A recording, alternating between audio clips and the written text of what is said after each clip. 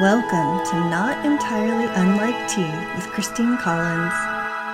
Hey there, it's Christine Collins, and for those of us who create content or various other forms of creating, a lot of times we find ourselves torn between the two sides where we want to be creative and in flow and not necessarily have a lot of rigid structures or plans. And yet, sometimes we fall into patterns where if we don't have any structure or systems to support us, our creation process begins to become unsustainable and can often lead us into levels of exhaustion because there isn't enough structure to make our tasks simple and repeatable. And it's a funny balance between freedom and boundaries or structure. Complete freedom can actually sometimes trigger more anxiety and more overwhelm, whereas when we have a little bit of structure, a little bit of what I like to call flexible planning, where it can be adjusted as needed, can actually help us to spark our own innovation because we are feeling supported. And there's actually some neuroscience research that indicates when our brains operate within certain parameters, those creative centers in our brain actually activate even more strongly than in a condition of absolute total freedom. When we don't have any type of form or format, we may find ourselves in what is known as approach avoidance conflict, where we simultaneously want to begin creating, we might even have some really cool ideas, and yet we feel overwhelming resistance. We can get stuck in the ideation stage where we begin to fear that bringing those ideas into tangible reality, they'll just never be as perfect as they feel in the contents of our mind. Our working memory has surprisingly finite capacity to hold bits of information at any given time. So when we do things with our content, like we're trying to manage scheduling across multiple platforms and doing everything in a very manual, spontaneous way, our brain is forced into this high energy executive function mode. And sometimes part of the brain will stay stuck on previous tasks, even as we're trying to move forward into new ones. It's like a fragmentation because our attention is divided across too many different things at once. And this noticeably depletes the brain resources that we have and that we otherwise could be using for creativity. And if you have neurodivergent brain, we can struggle even more with administrative tasks, especially in relation to very high levels of extraordinary creativity that often can feel very limiting by doing such boring, mundane administrative tasks. There can also be instances of time blindness where trying to estimate how long something will actually take is almost impossible. And so when we have a system that does some of the work for us, something that's even a little bit automated, where we can funnel our energy and our creativity into the creation side of things and allow for systems and tools to do some of the automation, the scheduling, the boring stuff, it can be highly useful. There's also notification fatigue, so when we're using a lot of different platforms, it can be very triggering to the amygdala, the brain's alarm system or anxiety system. When there's a lot of notifications, it can spike cortisol levels, placing your brain into kind of a subtle but very persistent state of stress. And so when our content management is sort of spread across all these different places and platforms, our limbic system can experience more distress from that constant bombardment. There's also, very importantly, decision fatigue. The prefrontal cortex, which is responsible for a lot of our decision making, including our creativity, can become worn down when there are a lot of different competing decisions to be made, like when should I post this? What time of day? On what platform? What format should it take? And all of those decisions kind of pile up, further depleting our brain resources. So when we have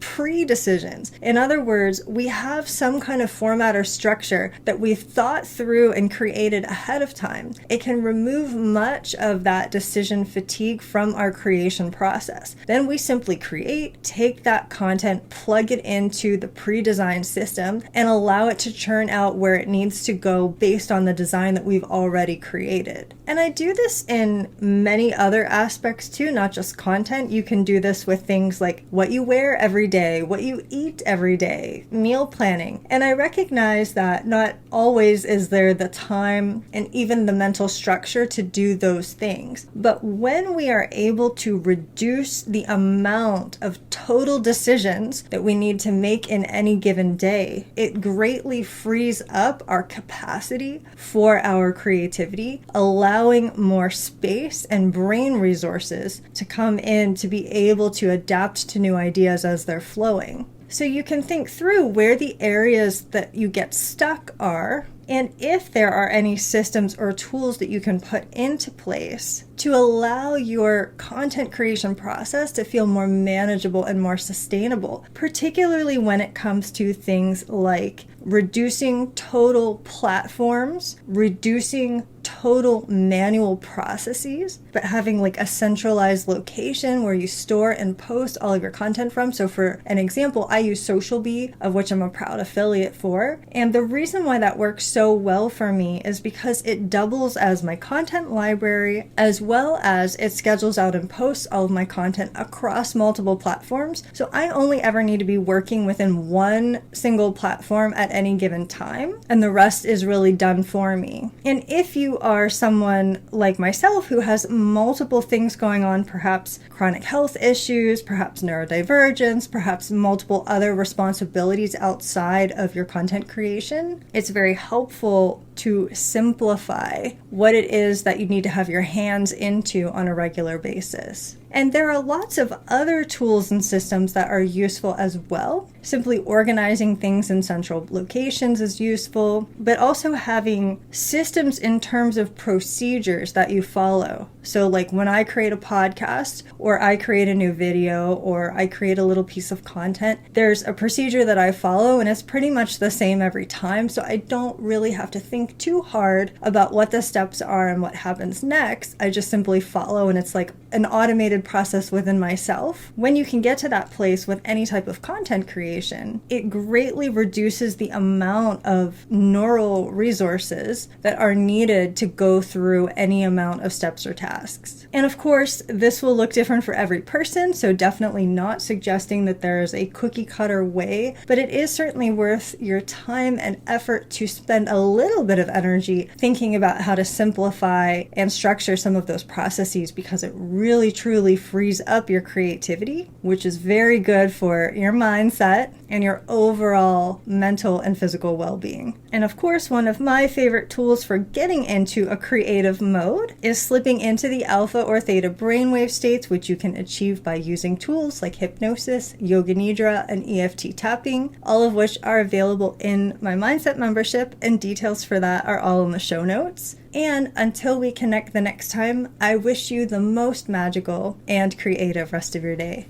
Thanks for listening. This is Christine Collins at transformcreate.com.